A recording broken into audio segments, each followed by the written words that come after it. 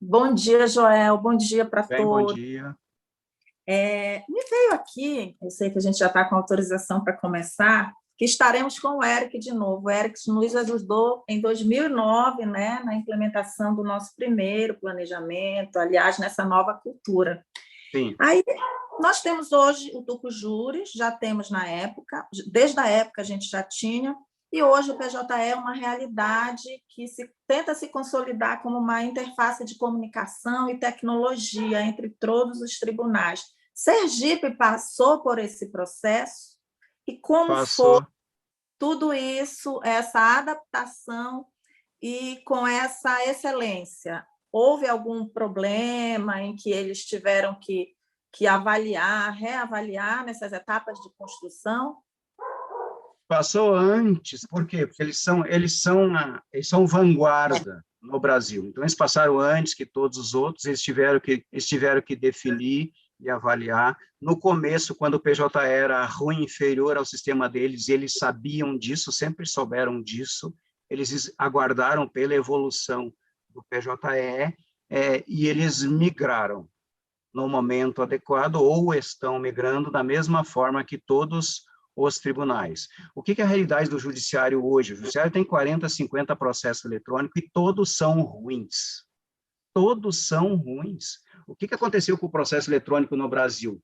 Ele não é um processo eletrônico, ele é um processo virtual.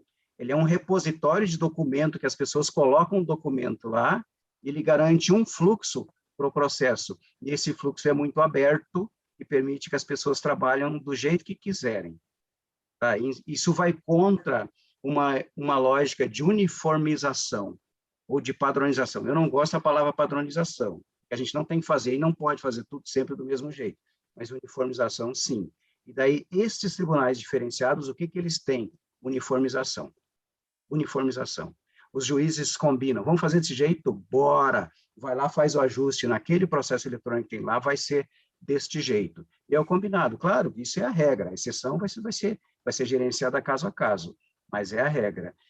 O Sergipe é a vanguarda nisto. E eu atribuo o fator crítico de sucesso de Roraima a isto, exatamente isto. Os juízes, por competência, combinarem. Nós vamos fazer desse jeito. E a corregedoria benze, adota, vai fazer desse jeito, o jeito combinado que vale é isso, até que os juízes combinem outro jeito. E daí o padrão uniformizado é este. E por conta disso, a gente consegue simplificar e acelerar o rito do processo. Eu gosto da palavra acelerar, que é o que Sergipe faz, e por isso que ele consegue o melhor tempo do judiciário, que é o que Roraima está fazendo, que consegue o melhor congestionamento do judiciário. Então, as duas réguas, quem subiu as duas réguas do Brasil assim, foi o Sergipe com o tempo e Roraima com o congestionamento. Que são, Obrigada. que eu entendo que são os referenciais para a gente utilizar hoje. Na quinta a gente ouve o Eric, e mais para frente, a gente ouve, até para não ter conflito aqui entre os dois modelos, que eles são bem diferentes. Pode se parecer próximo, mas não são, entre Sergipe e Roraima. Daí, mais para frente, a gente marca uma conversa com Roraima, porque em alguns pontos eles usam estratégias bem diferentes, em alguns pontos. Mas o foco de ambos é assim, é tempo, é automação, é tempo, é o juiz fazer só o trabalho do juiz, esse é o discurso que eu ouço nesses dois tribunais.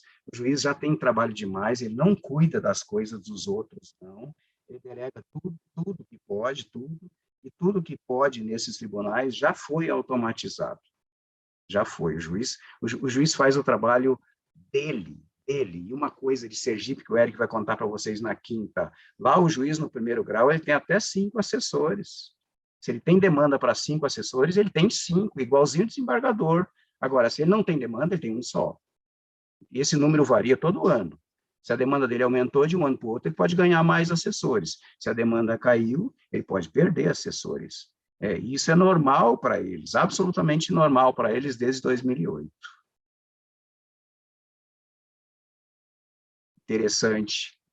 Bem interessante. Obrigado, doutora. Eu que agradeço, Joel. Obrigado.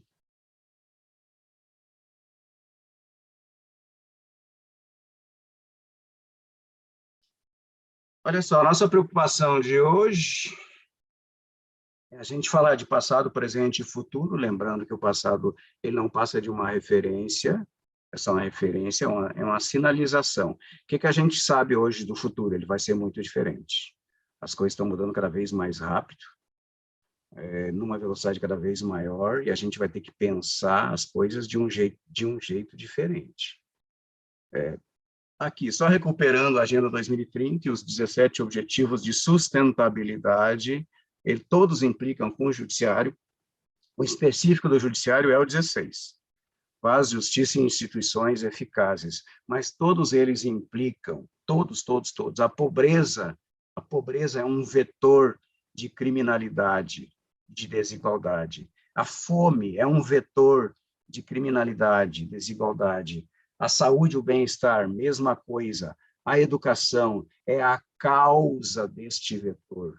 O déficit de educação que a gente tem é que vai representar em mais pobreza, em mais desigualdade, em mais criminalidade.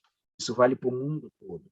A desigualdade de gênero que a gente tem que atacar, as questões de saneamento, de saúde, de energia limpa cada vez mais. E aqui, quando a gente fala de sustentabilidade para uma organização pública como um tribunal, a gente fala em investir nisso aqui, investir na produção de energia, de um lado, em uma ponta, e o Sergipe faz isso. Os prédios do Sergipe captam luz solar, e o Brasil tem muita, o Brasil é tropical, captam desde a década anterior, desde os anos 2000. Todos os prédios que eles fizeram captam luz e água da chuva. Então, a gente precisa isso aqui. E na outra ponta, a gente tem que atacar para reduzir desperdício. A gente sabe, a gente conhece a cultura de desperdício do Brasil, de deixar a luz ligada. Eu lembro que na outra conversa, o desembargador Carmo Antônio falou disso. A gente tem uma cultura de deixar a luz ligada, a gente tem uma cultura de lavar carro com água limpa, tratada. O mundo não faz isso. Então, a gente pode, sim, garantir mais recursos para o tribunal em função da economia. De um lado, gerando energia limpa, e de outro lado, sendo mais econômico. Depois, a questão do trabalho decente, a indústria, a infraestrutura, a redução da desigualdade como foco, a cidade inteira sustentável, o consumo responsável. E aí, nós falamos na sexta de integração e do quanto essa integração é importante e do quanto essa integração no estado de vocês faz a diferença. Vocês são muito próximos do executivo, do legislativo, porque vocês estão juntos e vocês são pequenos. Então, é interessante isso aqui, é uma oportunidade enorme de fazer uma política conjunta, não falo única não, mas conjunta de comunicação. E focar a comunicação olhando para este quadro aqui, a gente comunicar com base neste quadro. Depois, a mudança climática, a água, e vocês têm muito, e fechando no objetivo 17, que são estas parcerias. A gente tem que trabalhar de forma conjunta, a gente não pode ver os poderes estanques ou separados, e a gente não pode ver as esferas, a gente não pode. O estado de vocês tem 3 senadores, como todos os outros estados, e tem o mesmo peso dos mesmos senadores de São Paulo, certo? Então, a gente tem que usar o poder que a gente tem para interferir na mudança. A gente tem que fazer isso, é um compromisso que a gente tem com o futuro. Isso aqui eu não li ainda, esse cara aqui é um anormal, esse Christian Sarkar, só para citar e para mostrar aqui o que ele fala, que a gente precisa desse ativismo, sim, a gente tem que assumir essa responsabilidade aqui, só que a gente tem que agir. Não basta dizer, a gente não pode ficar no discurso.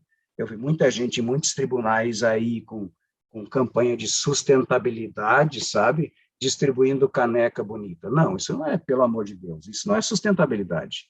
Sustentabilidade é eu gastar menos energia, eu utilizar melhor os meus prédios, eu gastar menos água, eu não usar água limpa para lavar carro, essas coisas. Isto é sustentabilidade. Este cara aqui também, o Sarkar, esse livro aqui saiu há poucos dias. Esse cara é autor daquele projeto da casa de $300 no Haiti. Ele provou que é possível, sim, fazer uma moradia de qualidade custando $300. 300. E daí o que ele mostra aqui, esse ecossistema mundial dele? Ele mostra o que a gente sabe do Brasil. Olha lá embaixo, a desregulação, o déficit habitacional, que resulta em mais pobreza, que resulta em mais crime, com o crime sendo explorado como um negócio que dá lucro. Por quê? Porque as cadeias foram terceirizadas. Olha que coisa doida que é isso aqui. Tá? Isso aqui é os Estados Unidos, e o Brasil é igualzinho aos Estados Unidos. Então, a educação ruim resulta em pobreza e desigualdade, todo modelo econômico resulta em mais pobreza e desigualdade, que resulta em mais crime, que resulta em mais problema. O mundo é isso aqui, esse mundo aqui que a gente vai enfrentar, que a gente tem que enfrentar, um mundo complexo, um mundo difícil. Quando a gente vê o Brasil, agora voltando um pouquinho, voltando aos anos 70, o que tem aqui que acontece nos anos 70, quando essas curvas se descolam e o Brasil fica para trás da Coreia, da China, e nesse nosso exemplo aqui do Chile, por que o Brasil fica para trás? O Brasil hoje ainda é um país essencialmente agrícola, exportador de commodities, exportador de produto primário. Por quê? Porque a gente perdeu a onda da tecnologia. A gente ficou para trás nesse momento. Isso aqui, produtividade, conta é valor. Um exemplo, a gente vende grão de soja e grão de milho, a gente importa avião e importa celular. A gente vende coisas baratas, a gente compra coisas caras. E a gente não produz coisas caras com mais valor. Por isso a gente ficou para trás. Então, o Brasil é um problemão? Só que a gente é bem parecido com a África, muito parecido com a África. A gente tem a mesma coisa que a África tem. A gente tem recurso mineral sobrando. A gente tem, mas não sabe usar. Não transforma isso em valor. A gente tem a mesma burocracia que a África tem, por razões culturais, os outros têm menos, os anglo-saxões têm menos, a gente tem mais, por razões culturais. Mas a gente tem porque a gente quer. A gente quer. E depois, nós já falamos aqui de lavar carro com água limpa, com água tratada, e deixar a luz ligada. A gente vive no Brasil uma pedagogia do desperdício. Por quê? Porque a gente tem excesso de recursos. Se a gente não tivesse água sobrando, a gente não desperdiçava menos água. Se a gente não tivesse energia sobrando, a gente desperdiçava menos energia. No Japão não é assim, na Coreia não é assim, na China não é assim, mas não é assim mesmo. E é por isso que eles são diferentes. Isso é muito ruim para a gente, mas é a nossa realidade. A gente precisa ter uma leitura correta da realidade para não errar no planejamento, nem para mais, nem para menos, o que seria um problema sério. Quando a gente olha para o judiciário, isso aqui são números do último Justiça em Números, posição 2020, mas com o ano de 2019. A gente vê que a resposta continua muito lenta e insuficiente. A gente vê que só que nos últimos anos tem um descolamentozinho, mas bem pequenininho, entre a quantidade de processos baixados e os casos novos, bem pequenininho. Quando a gente olha a série da década, a gente vê a demanda sendo atendida. Olha só, sem olhar para estoque. Ninguém tratou de estoque. Ninguém. Nós falamos na sexta da premissa anterior, a premissa de que o processo eletrônico, a premissa política, de que o processo eletrônico resolveria o problema judiciário. Não resolveu nada. Absolutamente nada. Não mudou nada. Nada. Quando eu olho outro gráfico, olha só, eu vejo os pendentes. Eles continuam próximo de 80 milhões. Eles não reduziram, a gente não. Agora, ao contrário, olha só, as sentenças aumentaram, mas muito pouco, muito pouco, e o custo do judiciário dobrou em uma década. O que sai para fora da gente, o que o mundo vê da gente são esses números aqui, infelizmente, que representa, aqui ele custa 1,5% do PIB hoje, E nos outros países a participação é bem menor. Bem menor. Eu não entro no mérito de jeito nenhum se está certo ou errado, de jeito nenhum. Isso é só mais um número. O judiciário custa isso, por quê? Porque o judiciário hoje ele é necessário, sim, atuar deste jeito, em função da desigualdade que a gente tem. O Brasil é muito desigual, muito. Talvez a gente tenha, sim, que ter um judiciário até mais caro que isso aqui, só que essa justiça tem que ser mais rápida. Hoje ela não é rápida, ela não é eficaz. Do ponto de vista que interessa para as pessoas, a justiça é lenta. Na média e na maioria dos tribunais, a justiça é lenta. Aí essa representação aqui, a grande maior parte dos processos está na justiça estadual, a maior parte dos processos ainda dentro da justiça estadual está concentrada no Sudeste e em 4, 5 tribunais, viu? Vamos contar nos dedinhos. TJ, São Paulo, Rio, Minas, Paraná, Rio Grande do Sul e um pouquinho Pernambuco e Ceará, um pouquinho. A gente vai ter mais de 80% em 6 estados aqui. Então, se a gente resolvesse o problema destes 6 estados, a gente resolvia o problema do judiciário. Mas a gente sabe que não é fácil. Esses tribunais grandes são complicados, eles têm uma taxa de congestionamento enorme, eles têm um tempo ruim, e a imagem que acaba saindo para dentro e para fora do Brasil não é a imagem de vocês, um tribunal pequeno e ágil, não. É desses grandões lerdos, dessas tartarugas aí, infelizmente. Isso aqui é uma novidade no Justiça em Números de 2019, que é o tempo do acervo. É uma conta simples assim, de que se hoje parasse de entrar processo, quanto tempo o tribunal levaria para julgar? E daí vamos olhar esse gráfico de baixo para cima, ó, de baixo para cima. Quem que é o primeiro? Roraima. 1 ano, levaria 12 meses, em função da produtividade que ele tem, ele levaria, e do estoque que ele tem, ele levaria 12 meses. Isso aqui é igual ao congestionamento. Quem é o campeão do congestionamento? Roraima. Quem é o segundo? É Sergipe. Quem é o terceiro? Vocês. Então, vocês são ótimos, vocês são bons demais, mas vocês estão com 14 meses aqui. Dá para baixar? Por que que dá? Porque o Sergipe é menor que vocês e porque Roraima é menor que vocês. Então, dá. Eles não são melhores que vocês. Eles estão mais rápidos que vocês. Eles não são. Olha só, é o mesmo verbo dito de outro jeito. Eles estão mais rápidos que vocês, mas eles não são. Agora, eles fazem algumas coisas que vocês não fazem e vocês fazem algumas coisas que eles não fazem, que a gente pode aproveitar. Agora, olhando ainda de baixo para cima, a gente vai chegar no Piauí, que é, para mim, o pior tribunal do Brasil. Por quê? 37 meses. Se parar de entrar processo hoje no Piauí, na média, ele vai levar 37 meses para baixar, o que é ruim demais. A média nacional, 2 anos e 5 meses, está 24, 29 meses. Isso aqui para o mundo é um número horrível, feio demais para o mundo. É a forma como a gente é avaliado lá fora, tá? Só como referencial, os outros também, aqui também só como referencial, esse tempo nos tribunais superiores, não é bom também não, e a Justiça do Trabalho é diferente, viu? Olha, aqui aparece o TRT de vocês aqui, que é a 8ª região, com 9 meses só.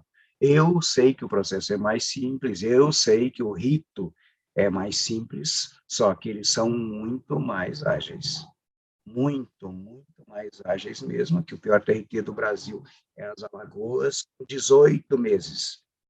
O pior TRT, 18 meses. Pior TJ, 37 meses. A diferença é muito grande. Muito grande. Aqui agora, para a gente entender esses números nacionais, entender limites, entender a régua, entender... Isso aqui é o gráfico de Gartner. Esse gráfico cruza 2 fronteiras. Essas 2 fronteiras são a produtividade versus congestionamento líquido. Tá? Essas fronteiras elas são empurradas para cima pelo Rio de Janeiro O Rio de Janeiro é o tribunal de maior produtividade do Brasil. Elas são empurradas ali no meio, olha só, por Sergipe. Aí o Sergipe é aquele tribunal pequeno que combina a maior produtividade com a menor taxa de congestionamento, e por isso ele é 100%. E agora olhemos lá embaixo, olha só, Roraima com um número quase impossível, mas é alcançável, eu falei quase, é alcançável, e com 39% de congestionamento líquido. É possível alcançar eles? O DF está pertinho deles e vocês estão mais afastados. Vocês podem alcançar Roraima? Pode. Outra pergunta, precisa? Não, não. Mas vocês podem aumentar e melhorar os resultados de vocês com a mesma força de trabalho? Pode. Com o mesmo processo eletrônico? Pode. Fazendo o quê? Fazendo o que eles fizeram, estes ajustes no dimensionamento de pessoal, esses ajustes na distribuição justa de processos, esses ajustes no andamento do processo, a melhoria na conciliação, que é o segredo do Sergipe, é uma coisa que a gente vai falar na quinta com o Eric, o segredo deles, porque eles têm uma conciliação maior do curso do processo que qualquer outro tribunal. E depois, Roraima está longe deles, longe, o que sinaliza que Roraima tem espaço para melhorar mais ainda. Então, a gente vê isso aqui como uma fronteira, os tribunais são avaliados a partir daqui. Quando a gente vê aqui na esquerda o índice de produtividade do magistrado, a gente está falando de processos baixados, não é sentença, é baixado, então tem que baixar, se não baixar não conta, não conta. Agora, esse aqui é mais consequência do anterior, viu? Que é custo, congestionamento embaixo, e na vertical a gente tem custo do processo. Só que o custo é a divisão do orçamento de todas as despesas do tribunal pela quantidade de processos baixados. E aí, o DF tem um processo mais caro do Brasil, com 6 mil. Por quê? Porque o DF é um super tribunal, porque o DF é União, porque o DF está em Brasília, porque o DF tem uma superestrutura, tem juiz de montão, servidor de montão e desembargador de montão. Tá? Só que o DF é um mau exemplo. Quem vem depois, olha só, vocês, por quê? Porque a produtividade de vocês pode aumentar. Pode, isso aqui é a divisão do quanto custou pela quantidade de processos, vocês. Quem vem logo depois de vocês? Roraima, porque Roraima é quase igual a vocês, quase igual. E por que Roraima está depois de vocês? Que a produtividade deles está um pouquinho melhor que vocês, um pouquinho melhor, tá? Então, onde que está a solução? A solução está em voltar a ter aquela produtividade que o tribunal já teve. Vocês já tiveram, e tem que voltar para aquela produtividade lá. Congestionamento é resultante, a gente sabe, se a produtividade aumentar, o congestionamento cai na mesma proporção. Depois aqui vendo os números,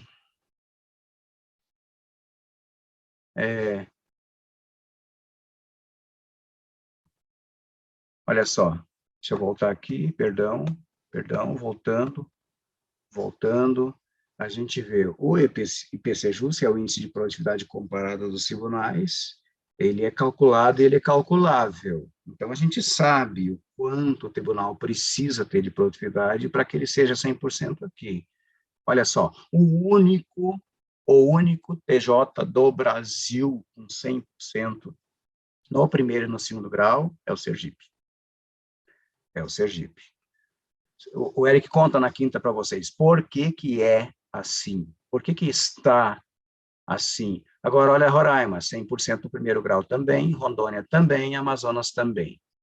Tá? Segundo grau, não, números ruins.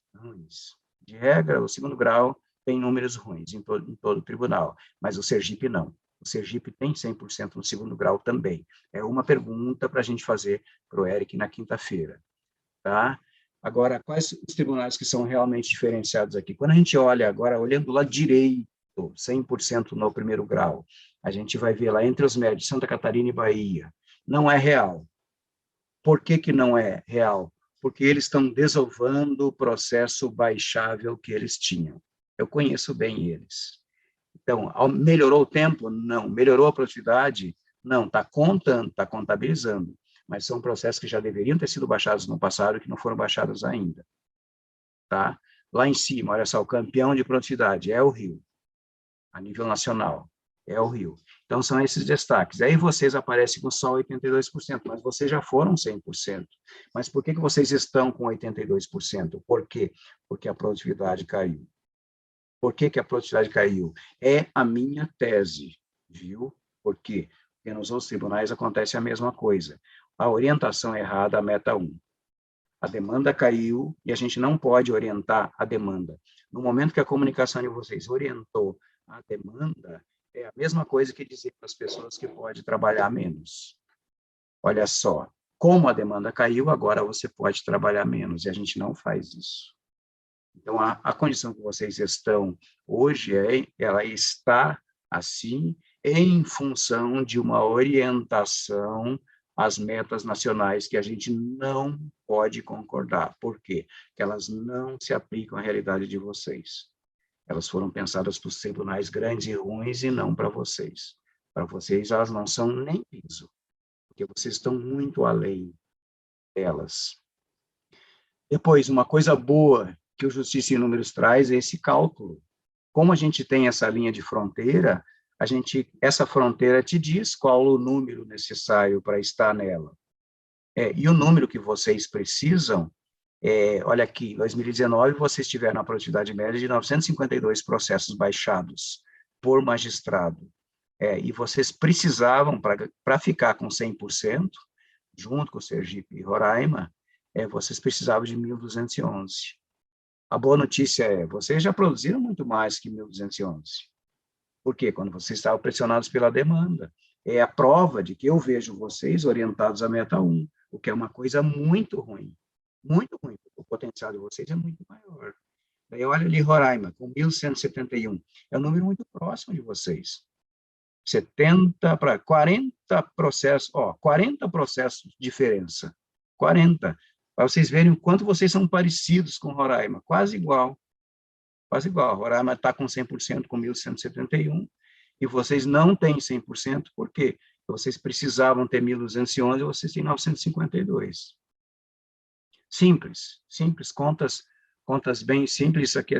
Isso aqui agora para falar da conciliação, mudou. Uma das premissas de intervenção no judiciário foi o novo Código de Processo, e alguns tribunais, se a gente vê esse número aqui no trabalho, a gente vai ver que a conciliação é muito grande. No trabalho tem tribunal que consegue mais de 40%. Só que eles têm cultura disso, têm cultura de negociar.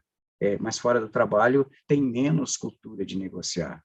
Quando eu falo cultura de negociar, ela alcança o sistema inteiro, inteirinho. Ela começa no advogado que não conta para a parte, que pode fazer acordo, depois ela pode alcançar o juiz, ela alcança o servidor, ela alcança o promotor, ela alcança o procurador. E a gente tem que trabalhar o sistema de justiça inteirinho. Para quê? Para que a gente coloque para rodar o novo Código de Processo e que a gente negocie acordos favoráveis a ambas as partes logo no início do processo. Por que o Sergipe consegue um tempo menor? Por quê? Porque lá os processos duram poucos dias. Dura, por exemplo, até a primeira audiência, sabe? Se ele acaba na primeira audiência, a duração dele é dias, isso vai fazer uma diferença danada, na média. E aí vocês, olha só, um número bom, a nível nacional, bom, mas distante. O que vale aqui para a gente avaliar é que vocês estão com 16 e o Sergipe tem 25. A diferença é 9 pontos percentuais. Significa vocês melhorarem em 60%. É muito, é um desafio enorme, e é o mesmo desafio que Roraima tem. Olha só quanto vocês são parecidos com Roraima, vocês estão com o mesmo índice de conciliação.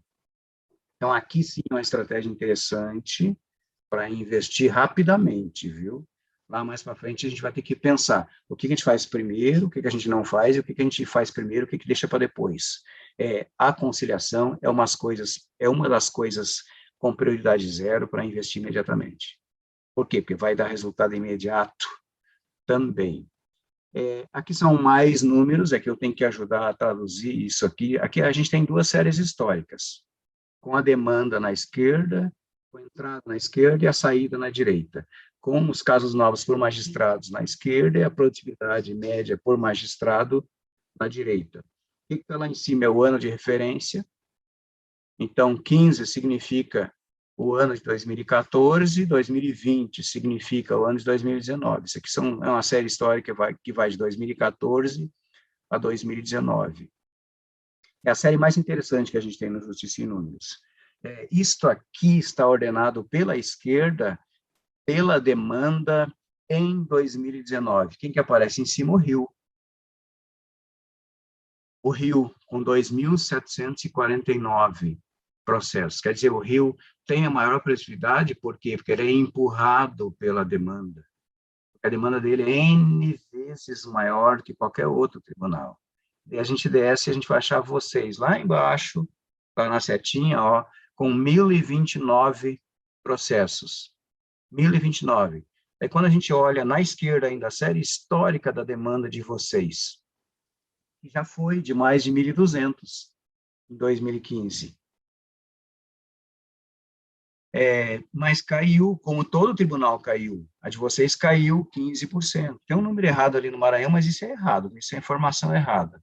A demanda no Maranhão não caiu 63%, mas caiu mais. Mas aí tem tribunal, Roraima caiu 41%. A Roraima caiu, teve um pico de 1.530 e caiu para 902, muito parecido com vocês. A de vocês caiu de um pico de 1.206 em 2015 para 1.029 em 2019. E quando a gente observa na direita agora, ó, a esquerda, entrada, direita, saída. A esquerda, casos novos, meta 1, direita, produtividade, o que saiu, o que foi baixado. A gente vai ver uma queda de vocês enorme, de 42%. Por quê? Porque vocês tiveram um IPM de 1.639 em 2015, que caiu para só 952 em 2020. Pode ser mantido? Pode. Por quê? Porque tem estoque. São todas as unidades? Não, mas tem estoque. A gente viu, quando a gente avaliou as varas únicas, que as unidades de vocês têm estoque, e que esse estoque está sendo gerenciado. Tá? Igualzinho a todos os tribunais. O que a gente vai ter que fazer? Aquilo que a gente falou mais na sexta passada. A gente tem que cuidar dessas unidades que precisam, no momento que precisa. A gente tem que mover, quando eu falo mover gente para lá, é deixar que mais gente de outras unidades ajudem aquela unidade. As estratégias para isso são as mais diversas possíveis. As mais são benefícios financeiros ou não, é premiação financeira ou não para o servidor e para o magistrado. A maior parte dos tribunais usa essas estratégias. Então, aqui a gente tem a série histórica desses últimos anos, de 2014 a 2019. 2020, a gente só vai ter os números mais para o fim do ano, viu? O CNJ é muito lento em relação a isso aqui. Ele leva quase um ano para publicar números que já existem. Eles já virou o ano, eles já existem. Eles são informados até março, não precisava levar esse tempo todo. O que a gente tem na coluna direita aí? A variação, a gente vê que ela é muito parecida, que a demanda caiu muito, caiu em quase todos os tribunais, quase todos. O que a gente vê na direita? Que a produtividade caiu quase que na mesma proporção. Precisava? Claro que não precisava, lógico que não precisava. O que sinaliza isso aqui?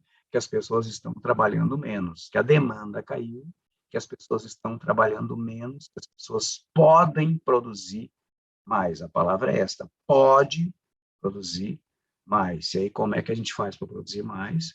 A gente simplifica o que faz. E é para isso que a gente vai ouvir os outros tribunais dizendo o que eles fazem. Aqui é tempo, e tempo, a gente na esquerda, o tempo da sentença, esse gráfico está ordenado pelo tempo da sentença. Quem que é o primeirão? Ó, é o Sergipe, com 14 meses. Quem que é o segundo? O DF, com 15 meses. Só que o DF tem uma superestrutura, vocês não podem se comparar com o DF. Quem que é o terceiro? Vocês, com 16 meses. Só que vocês já tiveram 14 meses. Vocês, em 2018, vocês tiveram um tempo de 13 meses. Vocês foram o campeão em 2018, tá? E vocês perderam o primeiro lugar para o Sergipe e para o DF. E que eu acredito e que eu defendo, eu vou insistir sempre, vocês estão ou estiveram em 2019 com tempo de 14. Vocês podem melhorar muito? Claro que pode. Qual que é o caminho? Simplificar processo, automatizar processo, racionalizar processo e investir pesado na conciliação. Na direita, aqui no meio, está o índice de conciliação, o campeão também é o Sergipe, nada é por acaso, olha só, o Sergipe tem esse melhor tempo, por quê? Porque ele tem a melhor conciliação. A correlação é total aqui, tá? E na direita, o congestionamento. O que eu acredito aqui? A minha percepção.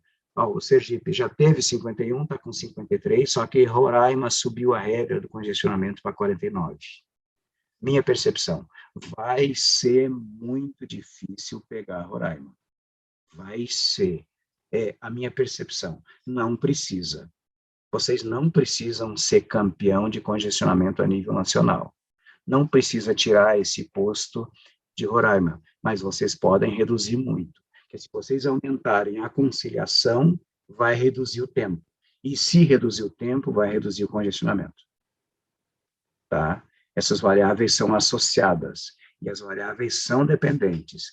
Então, congestionamento é dependente de tempo, e tempo é dependente de conciliação. É assim que a gente pensa a estratégia no judiciário. Então, se a gente tivesse que ter, voltando ao Fusca, que nós falamos na semana passada, se tivesse que ter um relógio só, um relógio, ele é a velocidade, ele é o tempo. Uma única visão, uma única tela, uma única informação no celular de magistrado e servidor, é o tempo da unidade. E é o tempo da baixa, não é o tempo da sentença. Aqui falando de tempo, e eu coloquei os 4 parecidos, eu juntei Roraima, viu? Roraima é um pouquinho maior que vocês, mas ainda é menor que Sergipe. E a gente vai ver que os tempos são muito diferentes. Muito. Olha só. Começando pelo Sergipe. O Sergipe, no primeiro grau.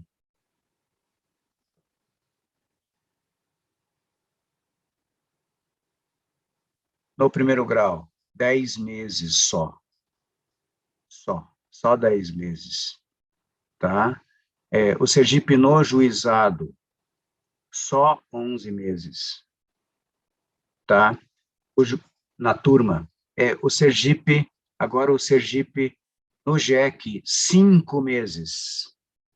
Tá? Roraima, no JEC, 7 meses. 7 meses.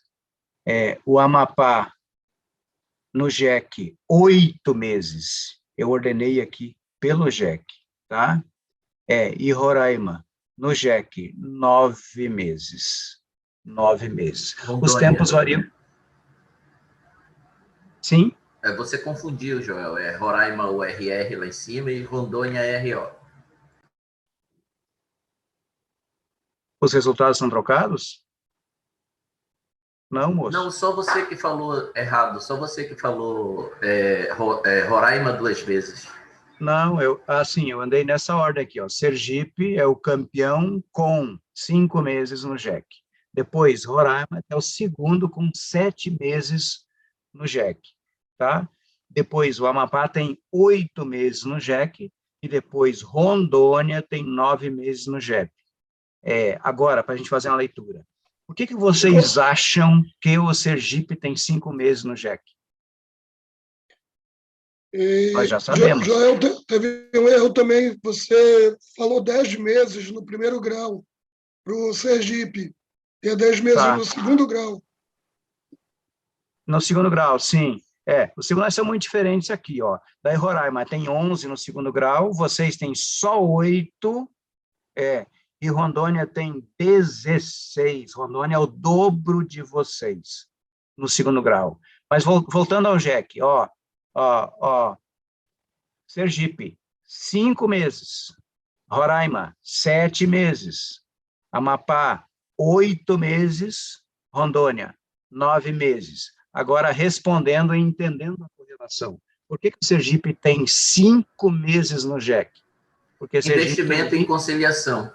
Tem 25% de conciliação. Ninguém chega perto do Sergipe em conciliação. Vocês têm 16 e Sergipe tem 25. Vocês estão a 9 pontos percentuais do Sergipe.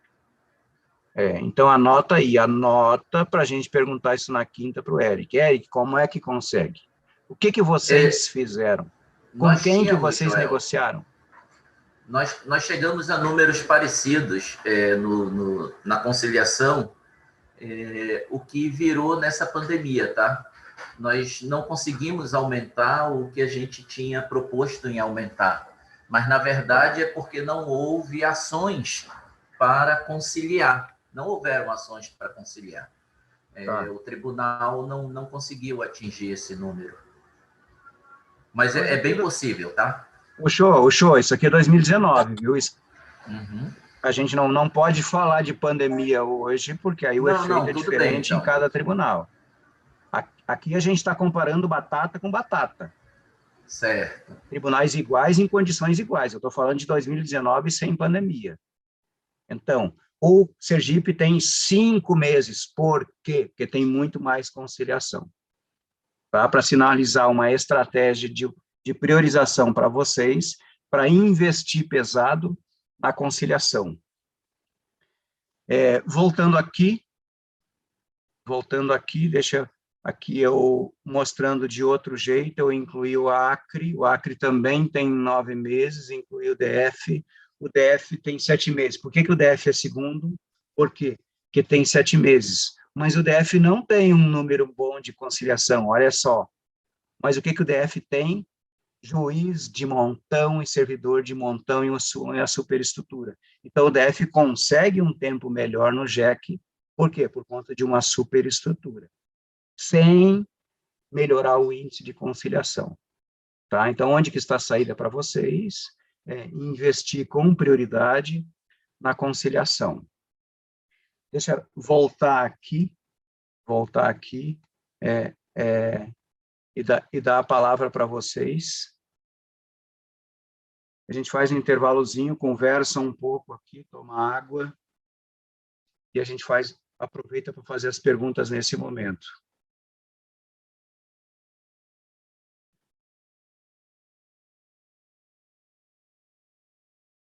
Então, aqui tem pergunta do Éder. Implementação de política de incentivo para gerente de projeto. Ih, rapaz, isso aqui. Isso aqui, olha só.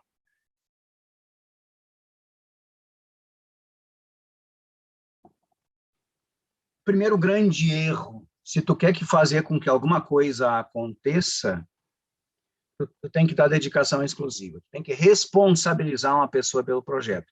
Para responsabilizar uma pessoa pelo projeto, tem que dar um cargo. Então, não é remuneração variável, não é.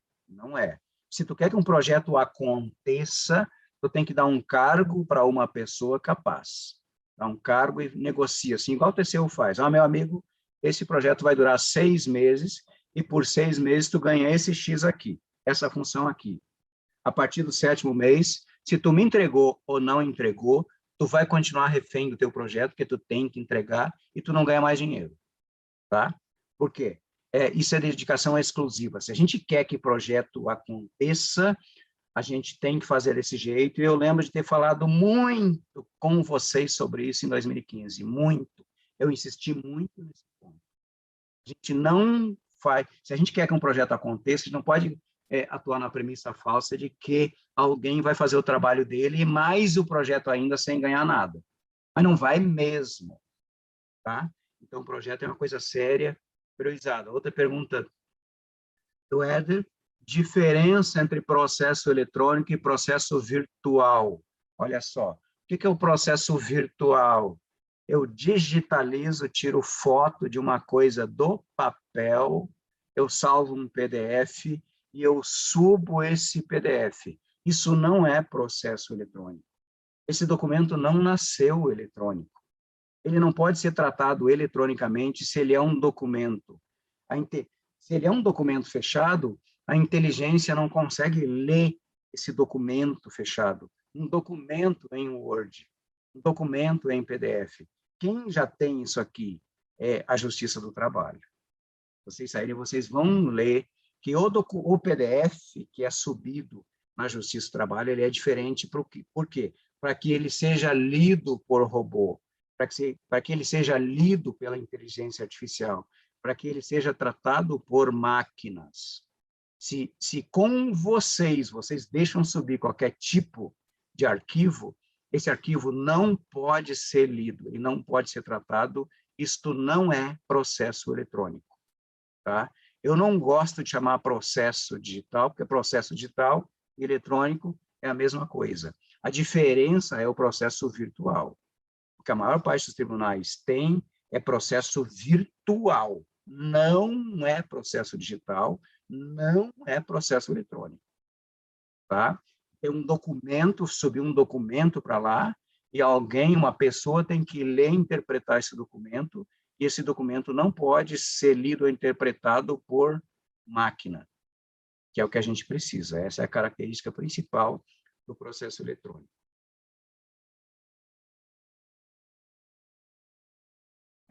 Daí a escola pergunta, não sei quem que é a escola aqui, a escola pergunta, o OCR, olha, Marcos, OCR, meu amigo, é solução meia boca para a gente resolver um problema criado. Tem que ser arquivo eletrônico, aquilo que a Justiça do Trabalho faz, tem que ser. Porque se não for arquivo eletrônico, já tem o trabalho depois. E depois, o que vocês sabem de OCR? Se eu uso um OCR, não existe precisão, vai ler errado, vai interpretar errado e vai ficar ruim. Ao contrário, se já subisse, se eu tivesse processo eletrônico, e quando eu tiver, olha só, quando tiver processo eletrônico, vai poder usar inteligência artificial. Eu sei que vocês, com a Justiça 4.0, vai ser a primeira coisa que o PNUD vai atacar. Ele vai dizer, não, mas vocês não têm processo eletrônico, eu não posso usar inteligência aqui, esses PDF aqui, eu não posso usar. Então, vai ser a primeira coisa que vocês serão atacados, vai ser em relação a isso aí. Esses documentos que não podem ser lidos por máquina. Tá? Mais perguntas? Orlando pergunta da justiça restaurativa. Isso aqui é pergunta para o Eric na quinta-feira, viu? O Sergipe é referência nisto aqui. Referência. Só que isso aqui não acelera processo. Tá? Tem que fazer também, mas isso aqui não acelera processo. Isso aqui é prestação jurisdicional entregando resultado, mas não acelera processo. É uma coisa que tem que fazer também. Também. Gente, mais perguntas?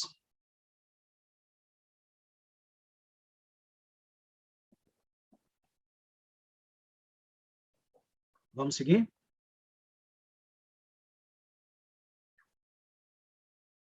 Bora seguir, então.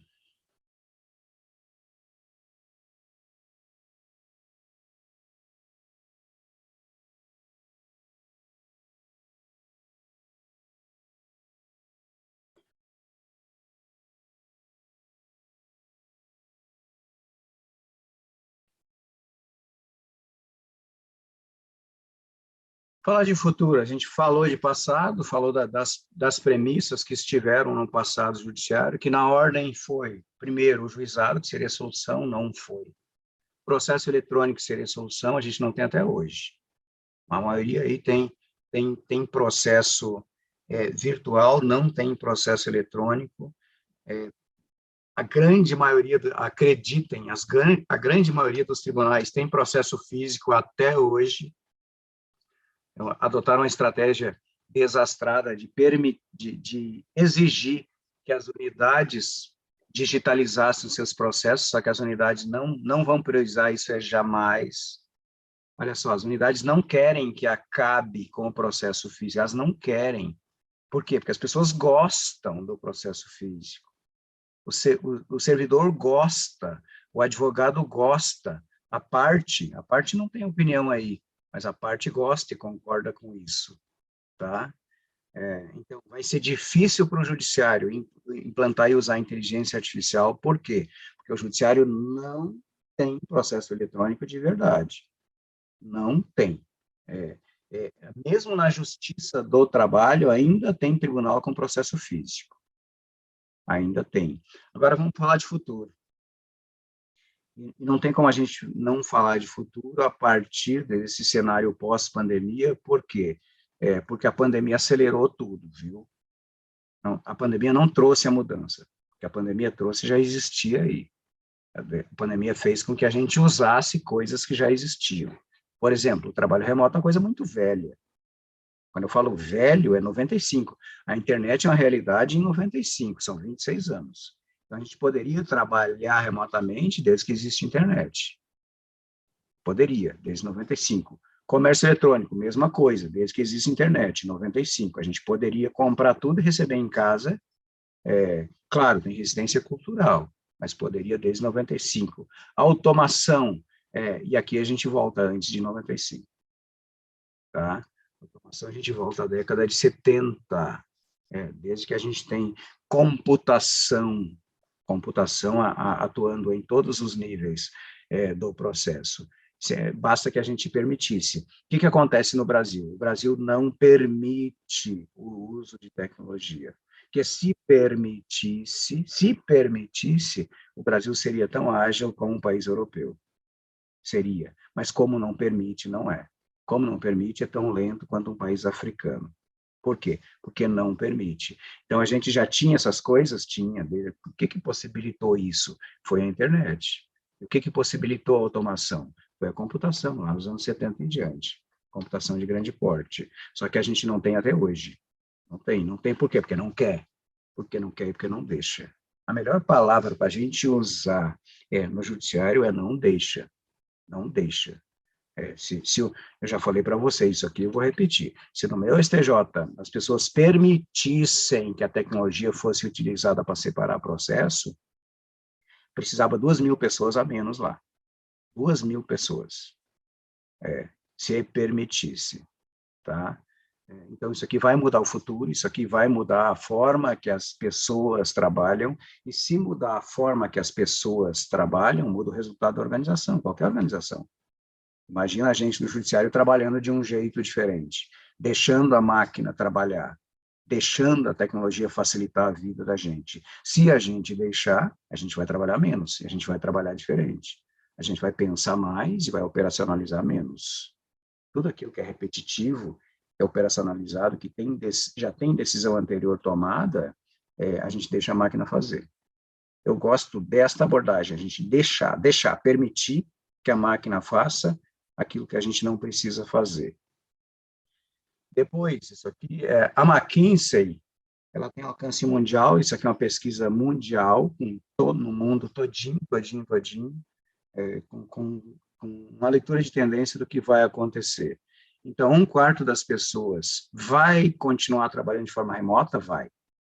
Todas as pessoas vão, quando a pandemia passar e tiver vacina, e tiver remédio, vai voltar para o local de trabalho anterior, trabalhar do mesmo jeito? Não. Não vai, não existe essa possibilidade. Não vai. Então, todo mundo vai manter escritório caro, espaço de trabalho caro. Quando eu falo de um escritório no centro da capital, o judiciário é a mesma coisa, são prédios centrais caros. Vai conseguir manter? Não vai querer manter. Não vai, e vai reduzir. Então, parte das pessoas vão trabalhar em casa, parte das pessoas vão trabalhar perto de casa, então a gente vai ter o trabalho, centros de serviço mais descentralizados.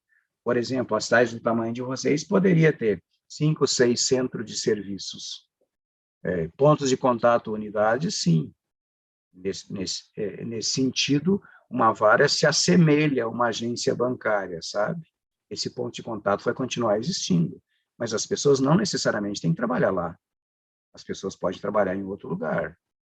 Só que as pessoas tendem a trabalhar em outro lugar mais perto de casa.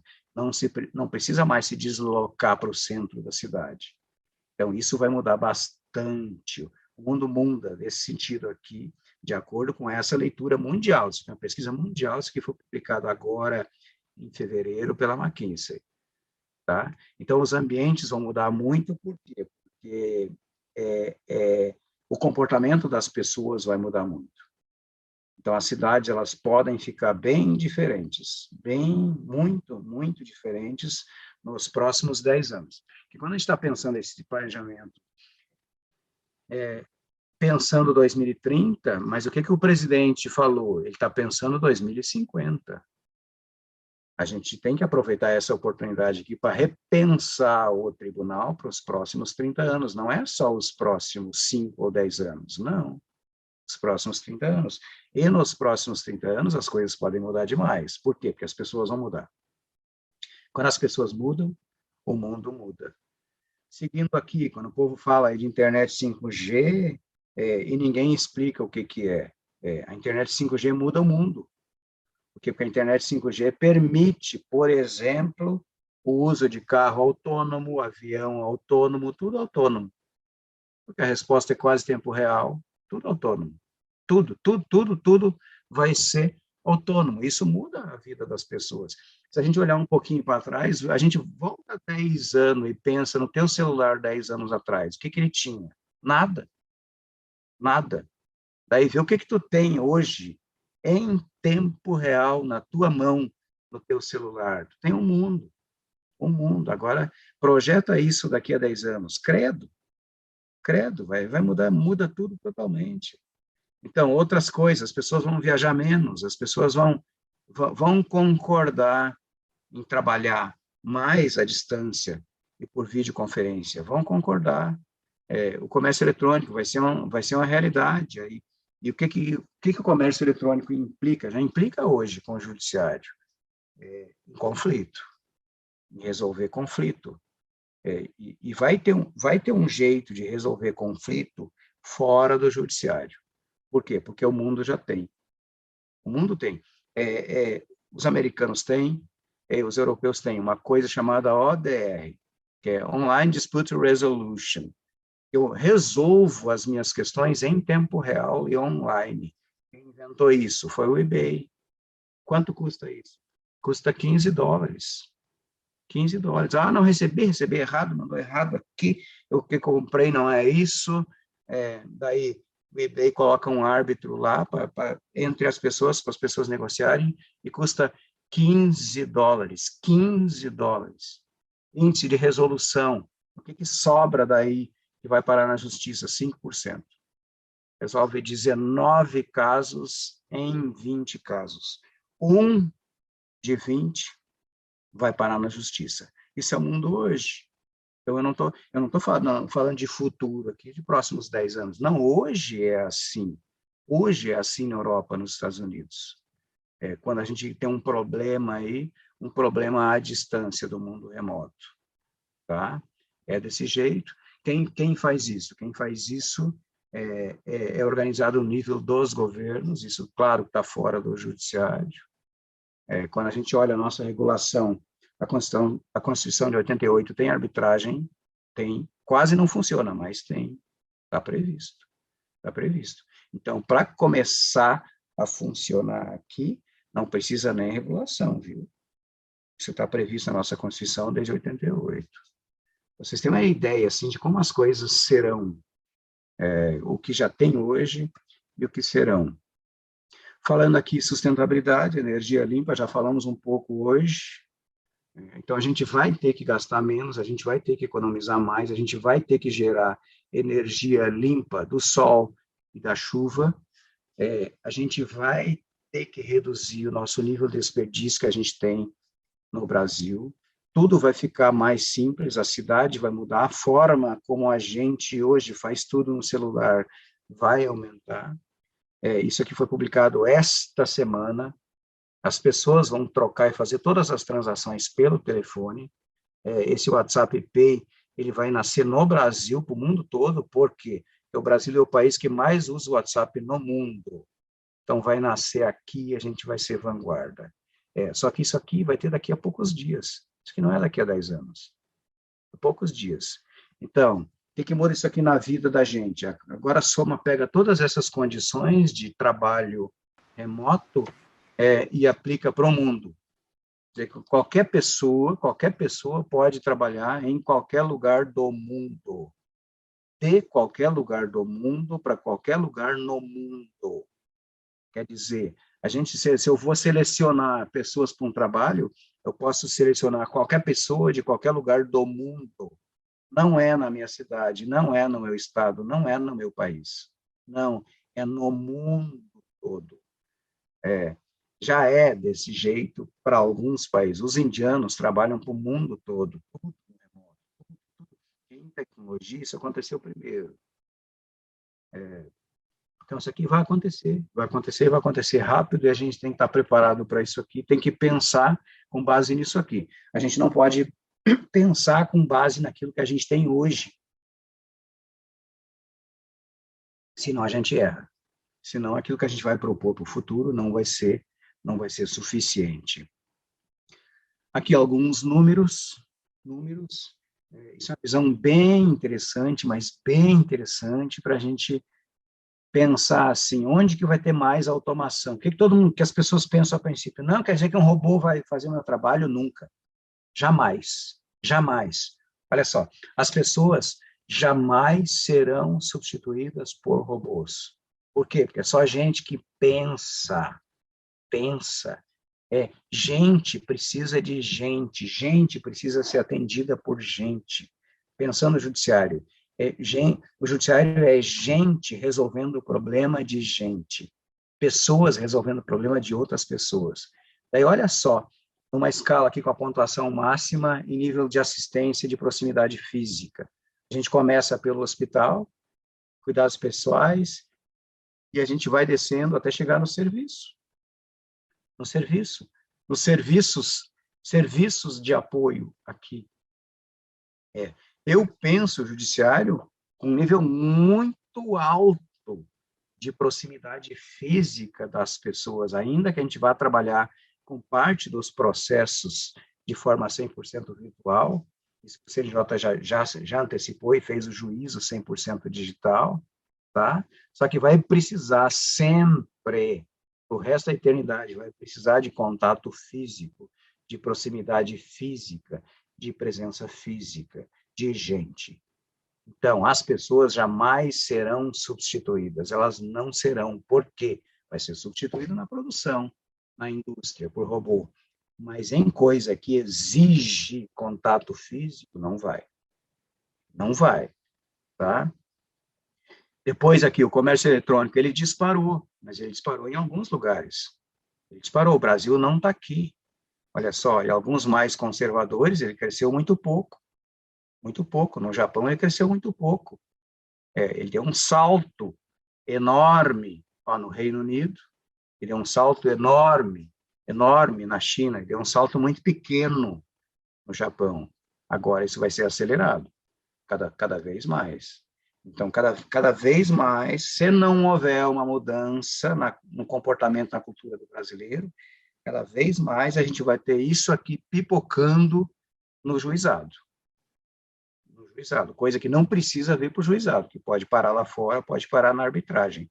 Isso o futuro vai dizer. A gente pode deixar hoje já marcado a conversa para daqui a 10 anos, em 2031, para a gente falar disso aqui, se aconteceu ou não aconteceu. Depois, as profissões vão mudar, só que as profissões vão mudar de quem trabalha na indústria. De quem não trabalha na indústria não vai mudar. Não vai mudar. Por exemplo, quem trabalha no judiciário ou trabalha com serviço público, que nem nós, vai continuar cuidando de pessoas, vai cuidar de outro jeito, mas vai continuar cuidando de pessoas. E aqui a gente tem a mesma curva, e a velocidade da mudança. Claro, começando por Estados Unidos e Europa, começando. E a Índia aparece lá e nós não aparecemos aqui de jeito nenhum. Então, isso aqui vai acontecer? Vai, mas vai alcançar onde? Vai alcançar mais a indústria. Quer dizer, aquilo que pode ser robotizado, como é que a inteligência artificial vai alcançar o judiciário? Vai fazer o trabalho que máquina tem que fazer. Vai fazer o trabalho de classificação, vai agrupar, vai reunir processos, vai indicar jurisprudência, vai indicar. E a decisão, ela é indelegável, a decisão humana vai continuar sendo indelegável. Os humanos jamais vão delegar para uma máquina uma decisão humana. Uma decisão judicial é uma decisão humana. Jamais. Então, a gente vai ter máquina trabalhando para a gente, sim, mas fazendo essas coisas. Classificando, agrupando, indicando legislação, indicando jurisprudência, com uma margem muito menor do que hoje. Porque hoje pessoas fazem isso, só que pessoas erram. Pessoas erram. A máquina vai errar muito menos do que as pessoas. Então, vai melhorar a qualidade da decisão judicial? Vai. Muito. Isso eu garanto para vocês. Garanto que vai. Depois, as ocupações aqui. Olha só. O que está mais para cima? Que aumenta mais para cima? Os profissionais que trabalham mais próximos das pessoas. E lá embaixo é a produção que vai cair. Então, o judiciário, o serviço público, ele não tem indústria. Então, isso aqui não preocupa a gente de jeito nenhum. Como é que nós vamos usar a inteligência artificial facilitando a vida da gente? Aquilo que está previsto, aquilo que é repetitivo, a máquina vai fazer para a gente. E vai liberar a gente para fazer coisa que só a gente faz. Só a pessoa é capaz de fazer. Um exemplo que foi dado antes é a pergunta sobre justiça restaurativa. Isso a gente tem que fazer muito mais. Claro, a gente tem que parar de fazer outras coisas que a máquina deveria estar fazendo. Aqui eu procurei um exemplo que eu pudesse comparar e explicar para vocês o que é mudança e os níveis da mudança, os níveis da inovação. A inovação pode ser incremental, quando eu não melhoro nada e passo a fazer de um outro jeito, de um jeito mais simples, mais racional. Aqui o carro que com combustíveis diferentes, ou carro flex. É o mesmo carro, é a mesma coisa, ele passou a tolerar o álcool, mas é o mesmo carro. E quem de vocês tem mais cabelo branco que nem eu, volta no tempo aí e lembra de quando vocês migraram da máquina de escrever manual para a máquina de escrever elétrica. Tu continuou datilografando do mesmo jeito, só que mais rápido. Continuou. Quem tem mais cabelo branco que nem eu, vai lembrar que as petições eram pequenas. Por quê? Porque datilografar uma coisa dava um trabalho do caramba e levava tempo. As petições eram bem menores. Aí veio o computador. E quando veio o computador, nasceu junto com o computador o editor de texto e permitiu que a gente copiasse e colasse. Então, se do lado de cá a gente pode copiar e colar as coisas, não precisa digitar, do lado de lá, do advogado, as petições cresceram e ficaram enormes. Por quê? Porque ele cola um monte de coisa, às vezes coisa que não precisa. Tá? Então, é um tipo de melhoria, de inovação evolutiva que veio piorar o processo. Então, a melhoria tem risco? Tem. No caso do processo, piorou. Facilitou o trabalho? Agilizou? Sim. Só que as pessoas estão escrevendo mais. Do lado de cá, agora de dentro do judiciário, as pessoas estão escrevendo mais também? Sim. Tem gente que escreve que não precisa? Sim. E quando escreve que não precisa, abre espaço para mais embargo de declaração. Tá? Agora, estamos em 2 níveis. A melhoria incremental, eu melhorei o meu processo, a melhoria evolutiva. Não, eu dei um salto evolutivo. Se eu levar isso aqui para o carro, é o carro elétrico. Ele é igual ao outro carro, mas ele não tem, o motor é diferente. Mas ele é igual. É igual. Muda muita coisa? Muda. E agora, o que a gente tem pela frente nos próximos 5, 10, 30 anos? A gente tem disrupção, quer dizer, as coisas vão acontecer de um jeito totalmente diferente. O exemplo do carro que a gente já vê hoje, as pessoas não compram mais carro. Não compram, as pessoas usam o Uber. Por quê? Que eu não preciso assumir risco de me machucar se eu bater, eu não preciso inverter capital, deixar dinheiro parado lá, eu não preciso aprender a dirigir, eu não preciso ter carteira, eu não preciso. Aí pergunta para o filho de vocês se ele quer aprender a dirigir. Provavelmente dizendo, eu não, para quê? Eu não preciso. Eu vou responder assim, não, eu não preciso. Para quê? Eu sou obrigado? Não, então não quero. Não quero ter carro. Não quero. Eu quero ter um cartão para eu usar o Uber no mundo todo. Tá? E como é que isso vai ser no judiciário? Não sei. A leitura que eu vejo hoje é que, em algum momento, a gente vai ser obrigado a deixar que a máquina trabalhe. Olha só, de novo, eu usei a palavra deixar, permitir. Novamente, a gente vai ter que deixar. E se a gente deixar que a máquina trabalhe, a máquina vai fazer aquele trabalho repetitivo, chato, previsível. A máquina vai entrar lá na petição, ela vai dizer, olha, isso aqui é assim, isso aqui é igual a este, isso aqui difere nesse ponto aqui deste, e vai entregar deste jeito para um assessor ou direto para o juiz. E aí, vai exigir uma decisão humana. É o que eu vejo que vai acontecer muito rápido. Muito, muito rápido. Aqui agora é momento de voltar para cá e ouvir vocês. Deixa eu mostrar a tela novamente. E a gente conversar um pouco sobre isso aqui, que agora nós estamos no futuro.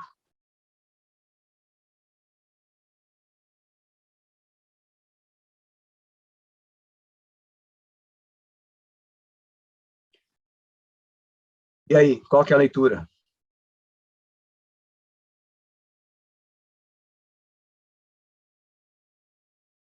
Principalmente dos mais novos aí, viu?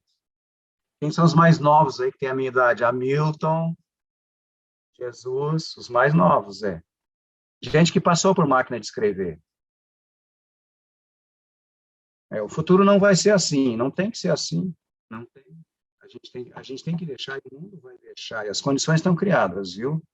Quando eu falo que as condições estão criadas, a PEC 95 não deixa repor gente. Então, se não deixa repor, a gente vai ser obrigado a melhorar.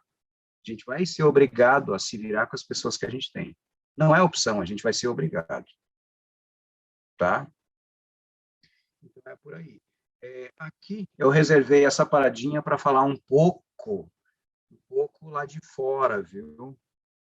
Lá de fora. Você sabe que eu estou do outro lado. Quando eu falo do outro lado do balcão, eu tenho uma perna de cada lado, viu? Eu tenho uma perna dentro do judiciário, que eu trabalho para o judiciário todo, mas trabalho não só para o judiciário, para o serviço público, mas trabalho para a iniciativa privada também. E como eu estou do lado de fora, eu sei como que as coisas funcionam, viu? Eu quero contar para vocês.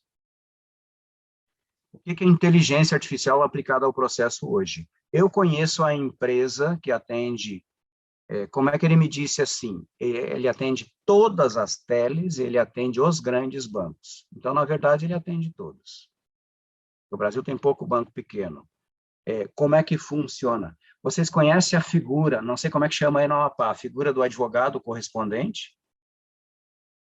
Aí tem quem está em unidade judicial. Chega um sujeito estranho lá que tu nunca viu, chega com o celular na mão, normalmente ele é mais novo. Por quê? Normalmente ele é barato, porque ele é contratado por leilão reverso. Existem sites que contratam um advogado agora, assim, em tempo real. Eu tenho uma audiência hoje em Manaus. Eu contrato um advogado agora em Manaus. E ele vai na audiência com o celular na mão. E no celular na mão dele, diz assim, oferece 5 mil. E aí ele oferece 5 mil. Daí, se não dá acordo, ele clica em um botão lá, ó, recusou. Aparece na tela seguinte, oferece 10 mil. E aí, se tem um acordo, quem está do outro lado, um banco ou uma tele, ganha dinheiro. Por quê? Porque o banco ou a tele sabe, o mundo sabe o comportamento daquele juiz,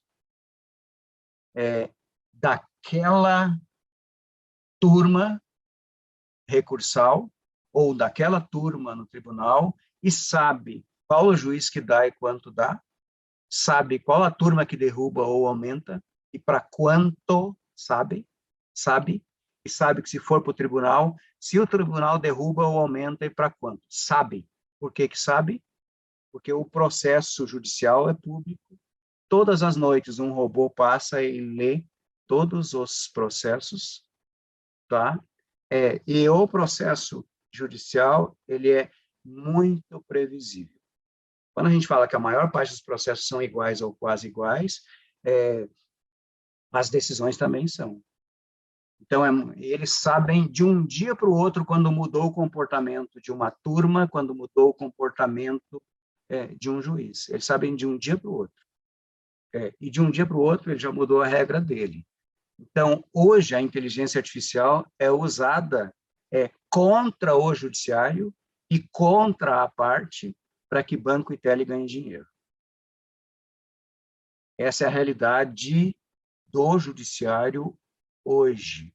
Quem de vocês aí trabalha num JEC ou numa vara única sabe. Aparece aquele advogado novinho, aquele advogado estranho, que foi contratado às pressas por alguém de fora, para quê? Para negociar. Só que para negociar com vantagem e negociar com redução de direito para a parte. Tá? Então, o judiciário já vive hoje a inteligência artificial, só que vive do outro lado do balcão. Do lado de cá do balcão, ninguém usa para nada ainda. Quando eu afirmo ninguém, é ninguém. Vocês podem achar que Rondônia usa, porque Rondônia vendeu aquele negócio lá para o Toffoli e para o Supremo. Não, não usa não, aquilo é laboratório. O Ceará vai para a mídia dizendo que tem bastante coisa. Tem laboratório, tá? Não usa para valer. Vejamos aqui as perguntas de vocês. Repensar o setor administrativo no BSC, a pergunta do Orlando. Moço, quase todos. Quase todos. Isso aqui, quando a gente volta no tempo, a gente vai ver que é coisa velha, viu?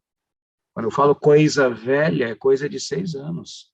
O Acórdão TCU de 2013 e a resolução na 219 e 240 no Judiciário é de 2016. Então, é coisa velha. A grande maioria, mas principalmente a Justiça do Trabalho é quem é melhor aqui em gestão de pessoas.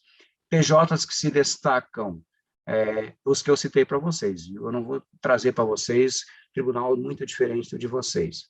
Então, os exemplos em gestão de pessoas que vocês têm, quinta-feira, conversando com vocês, o Sergipe. E daqui mais uns dias, aí, nas próximas semanas, a gente combina Roraima. Tá? O Gênero falou do exemplo do Vitor no Supremo, que faz leitura e classificação e extração de conteúdo. É isso aí, moço. Que inteligência artificial vai fazer? É isso aqui. Só que mesmo o meu STJ, ninguém deixa fazer nada até hoje. Nada. E o Supremo tem algumas poucas iniciativas mais incompletas, incipientes, sabe? Fraquinho. Meia boca. A Eugênia também fala, por que não compartilha? Tudo é compartilhado. Tudo é compartilhado, mas será que os tribunais querem? Não querem. Existe uma preservação assim de estrutura e de espaço. Eu não sei a realidade de vocês aí dentro. Estou dentro de você, dentro das atividades diárias de vocês, mas na maior parte dos tribunais eu vejo como preservação de espaço mesmo, de espaço. Tá. E agora, deixa eu mostrar o vídeo aqui. Doutora Elaine levantou a mão. Por favor, doutora.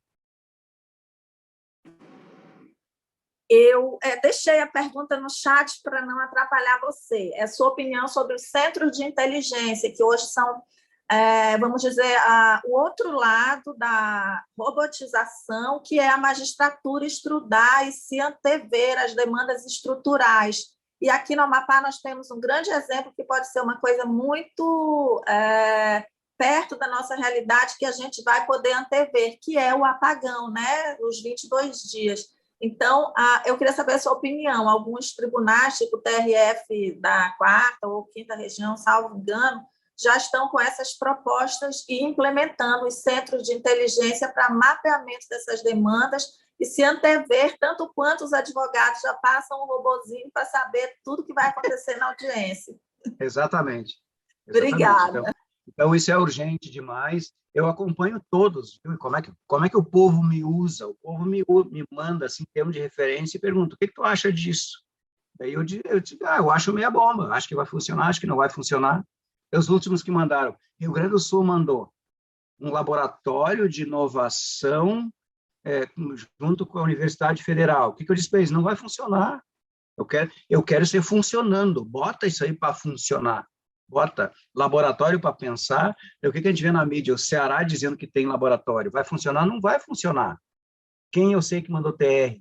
Assim, mas aí para deixar a máquina. Contratar máquina trabalhando no processo. A Bahia contratou.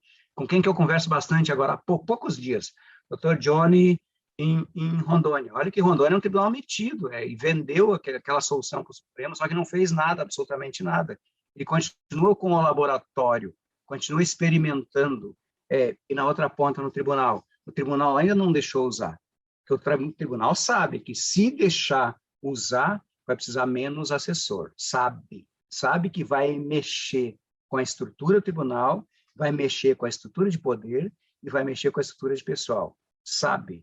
Então, a minha opinião em relação a isso, eu acho que a gente tem que parar para pensar nisso o mais rápido possível. Doutora Elaine, eu entreguei na mãozinha de doutor Bianchini um livrinho azul para ele entregar na mãozinha do presidente sobre isso. É o que a gente tem que fazer, o que a gente tem que deixar, o que a gente não vai deixar nunca.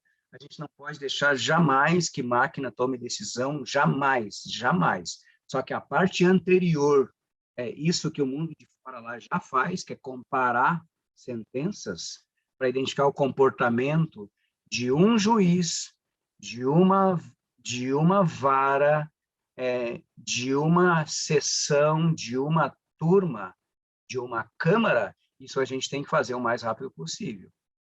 A gente tem que fazer. E daí, deixa eu terminar dando um exemplo ruim, o pior possível, que eu ouvi o povo da USP dizendo isto. A 16ª, eu gravei, a 16ª Câmara Criminal do TJ São Paulo é chamada de Câmara de Gás. Por quê? Porque manda matar mesmo.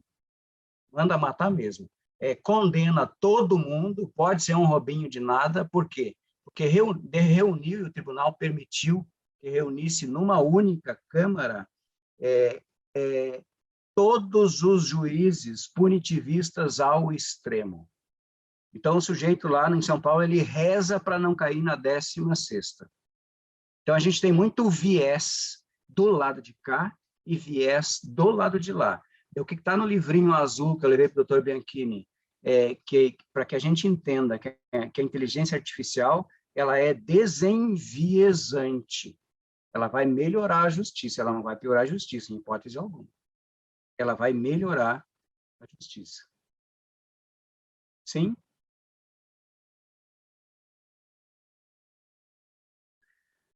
O Hamilton escreveu aqui que a gente tem que focar na melhoria contínua, que está criando soluções para problemas que já foram resolvidos. Hamilton, isso a gente não faz. A gente não faz, mas não faz mesmo. Isso tinha que ser proibido. Se alguma coisa que outro tribunal já fez, a gente vai lá buscar. Então, a gente tem que preocupar para trabalhar a maior parte do tempo da gente cuidando dos outros e não da gente. Eu tenho que saber o que os outros estão fazendo. Quando eu falo os outros, não é todos, é meia dúzia de tribunal. Eu tenho que acompanhar, assim, o que o Rio Grande faz, o que o Rio faz, o que a Bahia faz, o que o Sergipe faz, eu tenho que acompanhar toda semana, eu tenho que falar com o Sergipe toda semana. Roraima, gosto do que eles estão fazendo. Rondônia, não tem resultado, mas estão mobilizados. Então, a gente tem que aproveitar e usar o que os outros já fizeram. Então, a gente não tem que reinventar a roda, a gente não tem que ralar com aquilo que os outros já resolveram, de jeito nenhum. De jeito nenhum, não pode ser assim. O que mais? A gente tem mais 15 minutos. Eu tenho mais umas coisas aqui para mostrar para vocês, mas eu tenho mais uma coisa que eu quero mostrar hoje para vocês. Falando, o que a gente... não existe resposta certa ou errada na gestão, na administração, não existe. Existe aquilo que a gente pode fazer, aquilo que a gente tem que fazer, aquilo que a gente quer fazer, aquilo que a gente tem apoio para fazer, tem aqui. Deixa eu fechar o chat e voltar aqui para a nossa tela.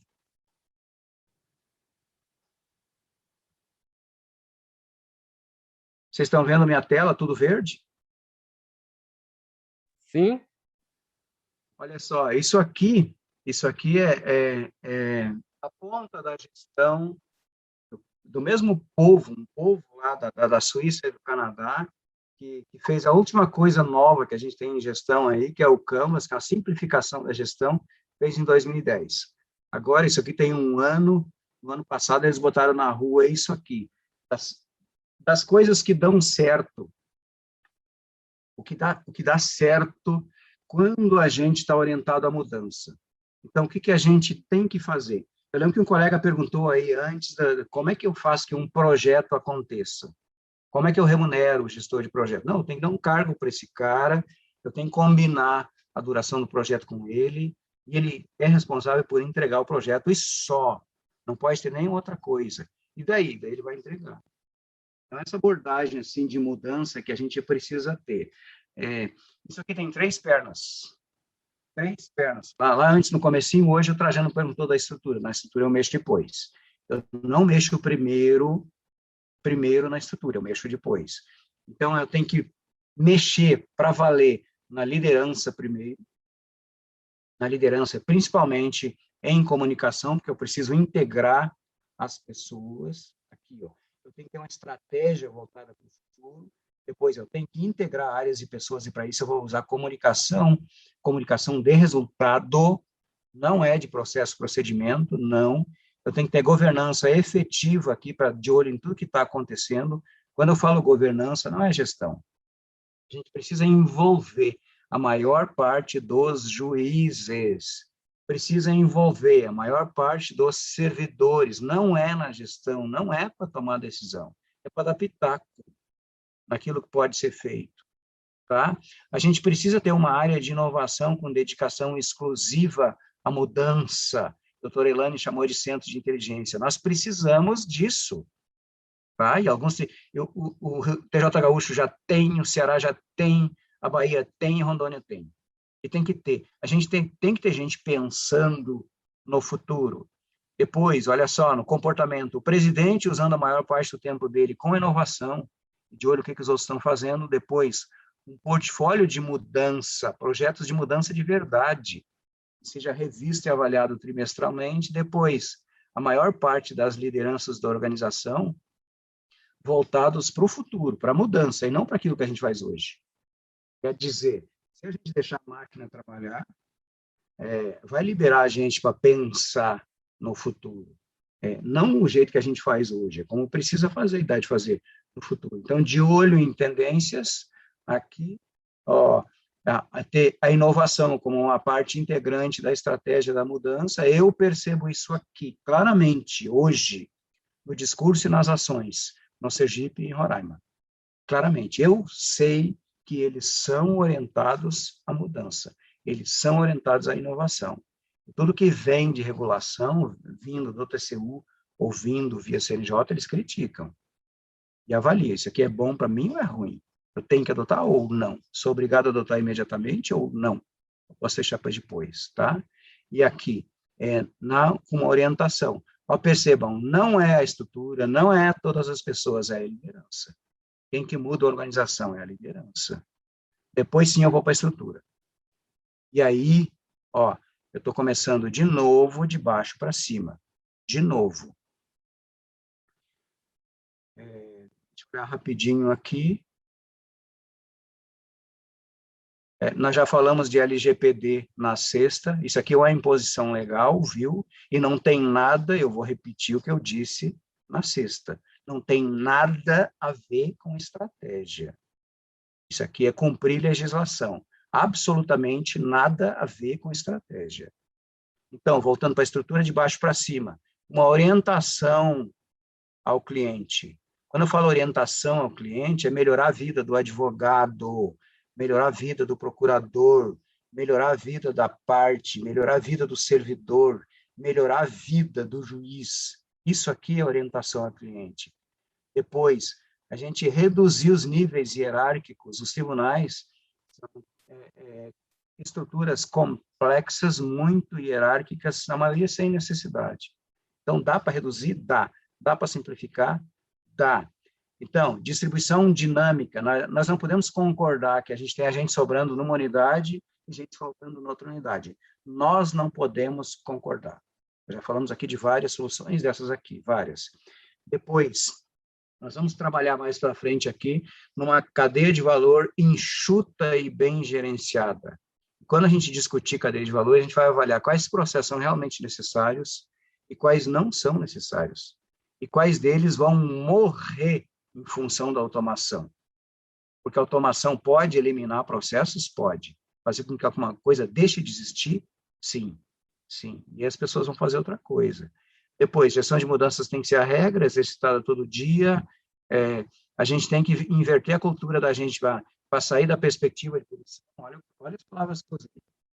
Perspectiva de punição. Perspectiva. Por quê? Porque não é real. Isso é só uma premissa de que a gente vai punir se errar, mas a gente não pune. Só que as pessoas têm um medo danado de errar. E quem não erra não acerta. Quem não erra não melhora. A gente tem que experimentar para poder melhorar. Depois, a gente junta inovadores e executores, coloca as pessoas para trabalhar junto, a gente valoriza a inovação, premia a inovação nas pessoas, a gente desenvolve e retém esses talentos de inovação, porque essas pessoas fazem a diferença. O que a gente sabe em gestão de pessoas? A maior parte das pessoas não faz diferença. Se for embora, não vai fazer falta. A maior parte. Só que tem gente que não pode ir embora. Tem gente que são lideranças formais ou informais que fazem a diferença e não pode ir embora. E tem gente que não é liderança nem formal nem informal, mas tem cargo e competência técnica que é crítica à mudança da organização. Tá? E quando a gente fala aqui, ó, sustentabilidade é resultado.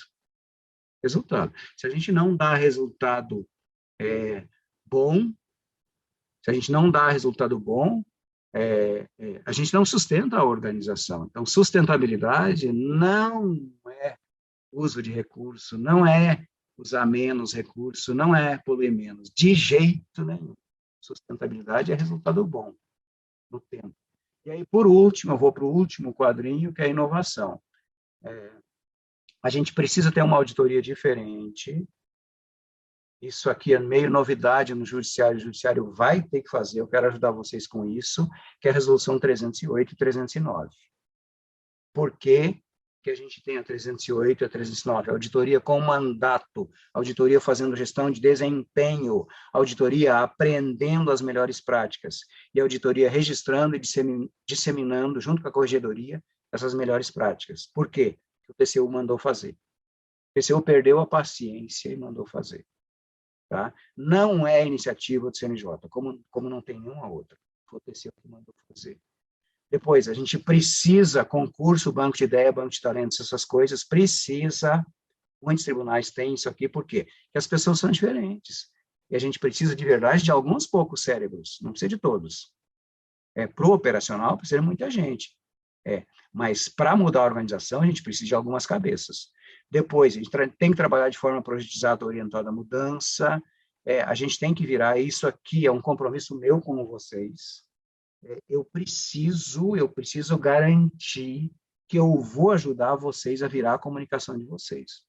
A comunicação ela tem que estar voltada para meritocracia e desempenho. Então, eu tenho que mostrar todo dia, na minha comunicação, nas minhas mídias, quem que é diferente nesse tribunal. Eu não tenho que indicar quem não está tão bem, não, mas eu tenho a obrigação de mostrar quem que é diferente. Depois, a gente treina a inovação, sim, a gente experimenta, sim, usando essas metodologias novas e simples aí, de Design Thinking, Sprint. Deixa eu traduzir rapidinho para vocês o que é isso aqui. Isso aqui é orientação a valor.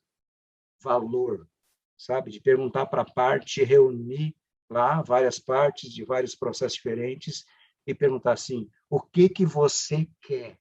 E ele vai te dizer, não, eu só quero uma sentença rápida. Ele vai te dizer, não, eu quero ar-condicionado aqui, essa entrada aqui não está boa. Eles vão dizer para vocês. Quem faz isso aqui? O Sergipe faz pesquisa com as pessoas, lá na sala de espera. Tá? Ele vai dizer para vocês. Depois aqui, projeto, para que a gente aprove um projeto, ele tem que passar por vários filtros anteriores, a gente seleciona ideias, aquilo que for viável, a gente faz, se não for viável, a gente não faz, a gente ouve os outros, sempre. Risco a gente assume, a gente compra, então a gente tem que ter coragem de investir em alguma coisa nova, e pelo menos coragem de trazer o que os outros já fizeram, sabe? Sergipe fez, pode ser que dê certo? Avalia, testa, experimenta. Se der errado, paciência, o Sergipe é diferente de vocês. Roraima fez, testa. Se der errado, volta atrás, mas pelo menos experimentou. Depois, então, a gente aproveita esses riscos, a gente entende risco como uma coisa boa, viu? Quando a gente fala risco na comunicação, eu estou traduzindo risco como oportunidade, não é como coisa ruim. Risco é oportunidade. Tá? E agora, para terminar, porque a gente tem mais 2 minutos, vou voltar aqui. Apagando incêndio. Não, de jeito nenhum. Não, está errado. Se tem gente apagando incêndio, é porque o planejamento foi ruim e porque a gestão está ruim. Está ruim. Se tem gente invertido. Tá? E depois, lá embaixo, gerente projeto. Isso aqui é uma premissa falsa, viu, do Fabrício. Não. O gerente projeto é um herói? De jeito nenhum. Não, o gerente projeto é aquele cara corajoso e com capacidade para fazer alguma coisa nova, que ele vai ser atacado, viu?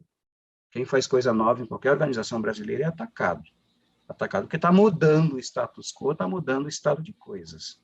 Né? Então, não. Joel? Diga, moço. Joel, vamos aproveitar esse finalzinho para você falar novamente um pouco sobre o e-mail que foi encaminhado, com o material, com link lá que você já criou aí, foi encaminhado por e-mail dos participantes, só para a gente fechar. Tá. Não precisa nem eu mostrar, viu? O que a gente publicou lá para vocês, a gente criou um ambiente, esse ambiente é uma plataforma de educação à distância que vai permitir, primeiro, que vocês respondam 2 pesquisas que tem lá. Lá tem uma pesquisa de cenário externo e uma pesquisa de uma avaliação de diagnóstico interno. Esse diagnóstico é o mesmo do TCU.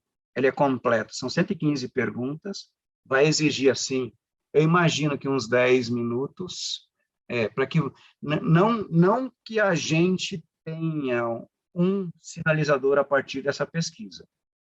Eu já sei que o tribunal de vocês é muito homogêneo, eu conheço vocês, e a gente não precisa do resultado dela para sinalizar a decisão, mas vale muito como aprendizado para vocês.